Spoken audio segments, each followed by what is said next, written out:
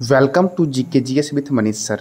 आज 19 सितंबर 2022 है और आज के जितने भी महत्वपूर्ण करंट अफेयर होंगे वो हम इस वीडियो में डिस्कस करेंगे। तो आइए शुरू करते हैं।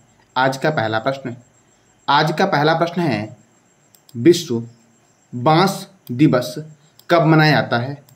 तो विश्व बांस दिवस मनाया जाता है 18 सितंबर को। कब मनाया जाता है? तो 18 सितंबर को मनाया जाता है विश्व बांस दिवस।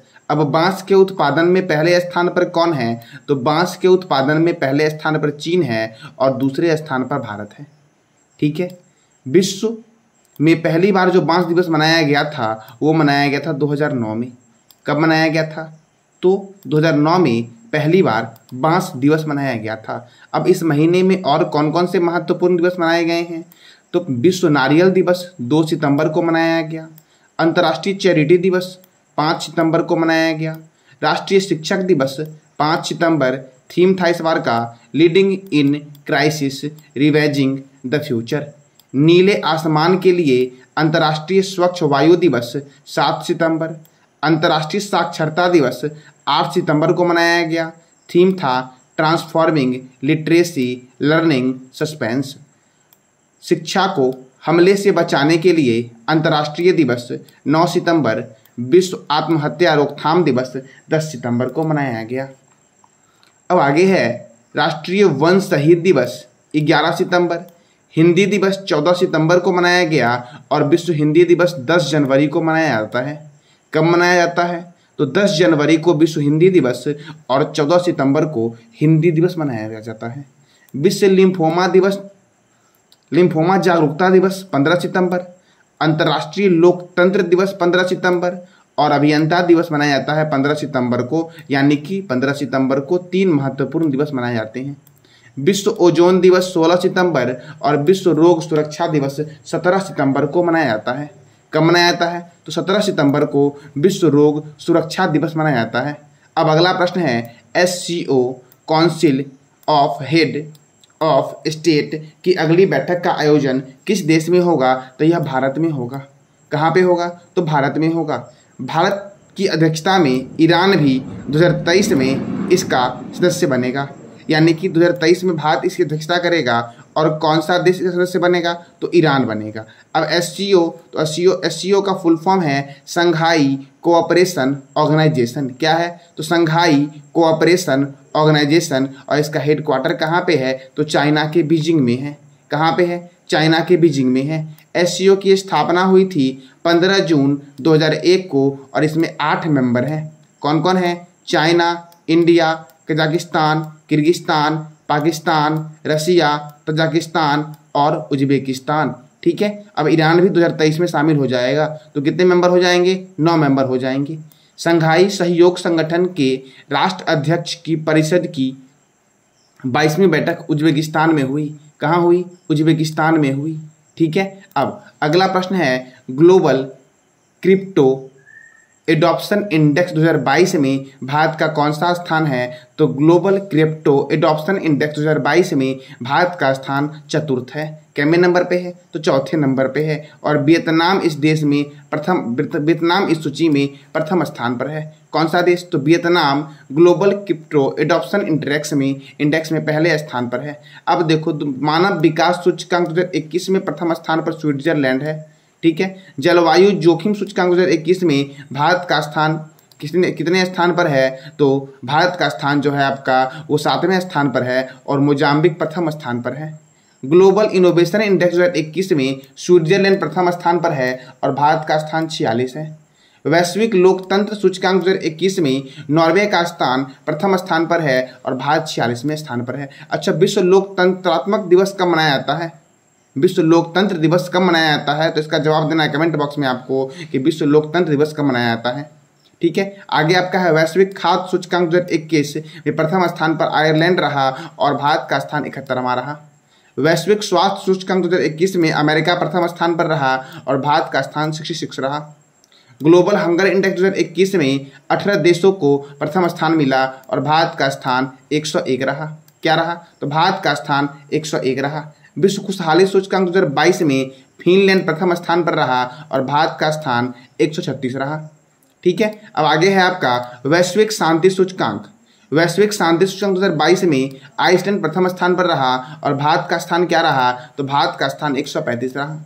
ग्लोबल जेंडर गैप इंडेक्स 2022 में आइसलैंड प्रथम स्थान पर रहा और भारत का स्थान कितना रहा, तो 135 रहा भारत का स्थान।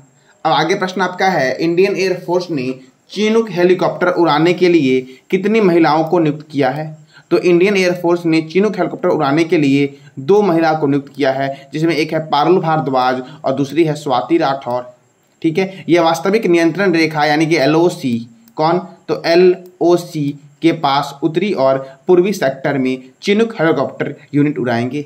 अच्छा, उत्तरी और पूर्वी, तो भारत जो आपका है वो भारत का उत्तरी बिंदु कौन सा है और भारत का पूर्वी बिंदु कौन सा है और भारत का पश्चिमी बिंदु कौन सा है और दक्षिणी बिंदु कौन सा है। इसका जवाब देना है कमेंट बॉक्स में आपको कि भारत का सबसे पूर्वी बिंदु कौन सी है, पश्चिमी बिंदु कौन सी है, उत्तरी बिंदु कौन सी है और दक्षिणी बिंदु कौन सी है। ठीक है, अब देखो इंडियन एयरफोर्स के बारे में बात करते हैं। देखो तीनों सेना का मुख्यालय जो आपका है वो नई दिल्ली में है। तो इंडियन एयरफोर्स, इंडियन आर्मी और इंडियन नेवी का मुख्यालय कहाँ पे है, नई दिल्ली में है। इंडियन एयरफोर्स डे मनाया जाता है 8 अक्टूबर को और इंडियन एयरफोर्स के जो चीफ ऑफ एयर स्टाफ हैं वो हैं विवेक राम चौधरी। कौन है, एयर चीफ मार्शल विवेक राम चौधरी। अब इंडियन आर्मी डे मनाया जाता है 15 जनवरी को और इंडियन आर्मी डे के जो चीफ स्टाफ हैं वो है जनरल मनोज पांडे। और नेवी डे मनाया जाता है 4 दिसंबर को और नेवी के जो चेयरमैन है वो है एडमिरल आर हरि कुमार। कौन है, तो आर हरि कुमार है। ठीक है, तो ये था आपका तीनों सेना। ठीक है, अब अगला प्रश्न आपका है, मुस्कुराते चंद लम्हों और कुछ खामोशियां नामक पुस्तक के लेखक कौन है, तो जीवेश नंदन है। कौन है, जीवेश नंदन। जीवेश नंदन ने एक और प्रश्न पुस्तक लिखा था आपका जिसका नाम था महाकुंभ स्पिरिचुअल जर्नी। कौन लिखा था, महाकुंभ स्पिरिचुअल जर्नी नामक पुस्तक के लेखक कौन है, महाकुंभ स्पिरिचुअल जर्नी नामक पुस्तक के लेखक हैं जीवेश नंदन। कौन है, तो जीवेश नंदन, इन्होंने ही लिखा था। अब देखो और कौन कौन से महत्वपूर्ण पुस्तक इस साल में आए हैं, तो ममता बिहाइंड 2021 नामक पुस्तक के लेखक हैं Jayant Ghoshal. A little boy of India के लेखक हैं रस्किन बॉन्ड। फियरलेस गवर्नेंस पुस्तक के लेखक है किरण बेदी। बैचलर डैड नामक पुस्तक के लेखक हैं तुषार कपूर और ए नेशन टू प्रोटेक्ट पुस्तक के लेखक हैं प्रियम गांधी मोदी। उड़ान एक मजदूर बच्चे की पुस्तक के लेखक है Mithilesh Tiwari. How to earth God its beauty, ये पुस्तक के लेखक है सुधा मूर्ति। कौन है, तो Sudha Murthy how to earth God its beauty के लेखक हैं। अष्टांग योग के लेखक हैं सोनू फोगट। रजनी के मंत्र life lesson from India most loved superstar नामक पुस्तक के लेखक हैं PC बालासुब्रमण्यम। विल पावर पुस्तक के लेखक हैं Sjoerd Marin. Mahakumbh spiritual journey पुस्तक के लेखक हैं जीवेश नंदन और मुस्कुराते चंद लम्हे और कुछ खामोशियां पुस्तक के लेखक हैं जीवेश नंदन। कौन है, जीवेश नंदन। नेक्स्ट प्रश्न आपका है, प्रख्यात भारतीय वैज्ञानिक और पीरामल ग्रुप के वाइस चेयरमैन स्वाति पीरामल को किस देश का सर्वोच्च सम्मान प्रदान किया गया है, तो फ्रांस का सर्वोच्च सम्मान प्रदान किया गया है। किसे, तो पीरामल ग्रुप के वाइस चेयरमैन स्वाति पीरामल को। अब फ्रांस, तो फ्रांस का सर्वोच्च नागरिक सम्मान जो है वो है knight of the legion of honour. ये दिया गया है किसको, तो स्वाति पीरामल को दिया गया है। 2006 में इन्हें फ्रांस का दूसरा सर्वोच्च नागरिक सम्मान ऑर्डर ऑफ द मेरिट से सम्मानित किया गया था। फ्रांस की राजधानी है पेरिस। फ्रांस के प्रेसिडेंट है इमैनुअल मैक्रोन और एलिजाबेथ पोर्न फ्रांस की पहली महिला प्रधानमंत्री बनी है।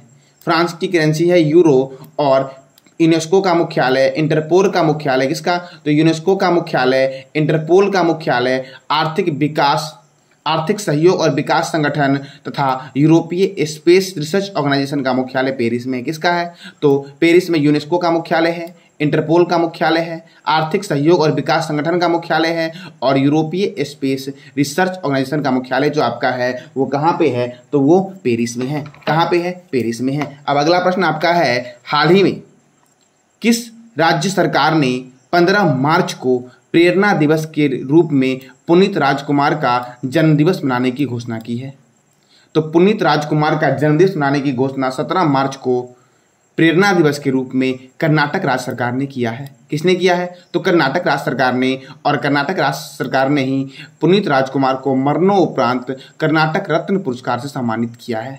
किससे किया है, तो कर्नाटक रत्न पुरस्कार से सम्मानित किया है। कर्नाटक की राजधानी है बेंगलोर।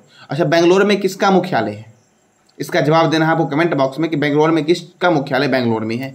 ठीक है। कर्नाटक के गवर्नर है थावर चंद्र गहलोत और मुख्यमंत्री है बसवराज बोम्मई तथा राज्यसभा सीट है 12 और लोकसभा सीट है 28। मैंने कई बार आपको बताया है कि राज्यों के राज्यपाल गवर्नर किस अनुच्छेद में है, राज्य की कार्यपालिका शक्ति राज्यपाल में निहित होती है, इसका वर्णन किस अनुच्छेद में है, और राज्यपाल की नियुक्ति राष्ट्रपति करता है, इसका वर्णन किस अनुच्छेद में है, तथा राज्यसभा का वर्णन, लोकसभा का वर्णन और संसद का गठन किस अनुच्छेद में है। तो ये सब की जानकारी आपको देना है कमेंट बॉक्स में कि इसका वर्णन किस अनुच्छेद में है, क्योंकि मैंने बहुत बार आपको रिवीजन करवाया है किस अनुच्छेद में है।